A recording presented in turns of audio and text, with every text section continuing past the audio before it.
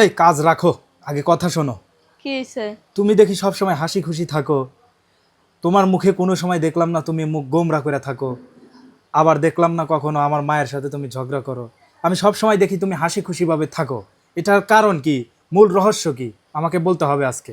আর তাছাড়া আর একটা কথা বলি, কি? আমার বোনকে বিয়ে দেওয়ার পরে কিছুদিন ভালোই ছিল, বাট তারপরে হচ্ছে তোমার আমার বোন আর আমার বোনের শাশুড়ির সাথে প্রতিনিয়তই ঝগড়া লাগে।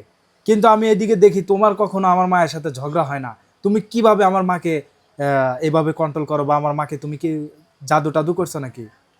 শোনো, জাদু করা লাগে না।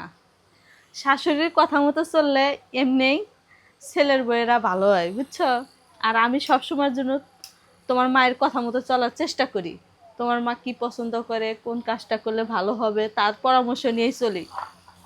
এ কারণেই আমাদের মাঝে ঝগড়া হয় না। আর যদি দুই এক কথা হয়, তোমার কাছে বলা হয় না, সেটা আমরা শাশুড়ি এবং বৌমা মানায় নিই, ঠিক আছে? দুইটা পাতি থাকলে এক জায়গায় লাগবেই, তাই বলে সেটা মনে রেখে যদি বাপের বাড়ি ঘন ঘন চলে যায়, তাহলে কি আর হইলো কও? তাহলে তো হবে না। না, এটা আমার মনে হচ্ছে কি তুমি মনে হয় আমার মাকে কিছু করছো। আমার মা তো খুবই কড়া, কারণ সে যদি একটু ভুল পায় তাহলে তার অবস্থা খারাপ আছে। কিন্তু আমি দেখছি তুমি ভুল করার পরেও আমার মা তোমাকে কিছু বলে না, আর যদিও বলে তুমি সেটা নিয়ে আমাকে কখনো বলো না, প্রতিবাদ করো না। কারণ কি? তোমাদের রহস্যটা আমাকে একটু ক্লিয়ার করে বলো তো। আমি এটাই ভাবি যে তারা একজন মুরব্বী আমাদেরকে উপদেশ দেবে এবং শিখাই দিবে। কারণ তারা এই সংসারটাতে তো একদিন দুই দিন হলে আসে নাই, অনেক আগে আসছে, এই সংসারটা তিলে তিলে গড়াইছে।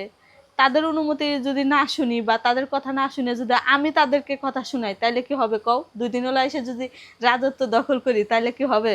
হবে বাহ, না কখনো।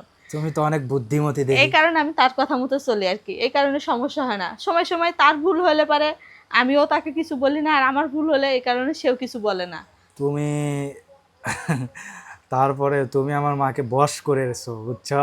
বশ করতে কারণ হয় না। আমার মা তো অনেক রাগান্বিত।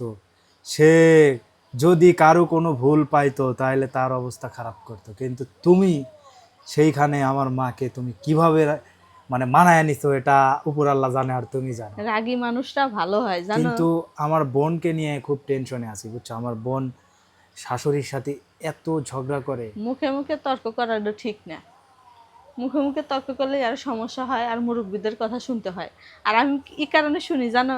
কারণ আমি একদিন শাশুড়ি হইব, এভাবে আমিও সংসার চালামো। যাই হোক, তোমার কথায় যুক্তি আছে, আর তুমি পারো বটে, কারণ তোমার মধ্যে সেই গুণটা আমি দেখি, বা দেখতে চাই সারা জীবন। কারণ পারতেই হবে, আমারও একটা ছেলে আছে। সেটাই তো, এইভাবেই যেন সারা জীবন ধরে রাখতে পারো তোমাদের এই বন্ডিংটা। ভালো থাকো, আল্লাহ হাফেজ।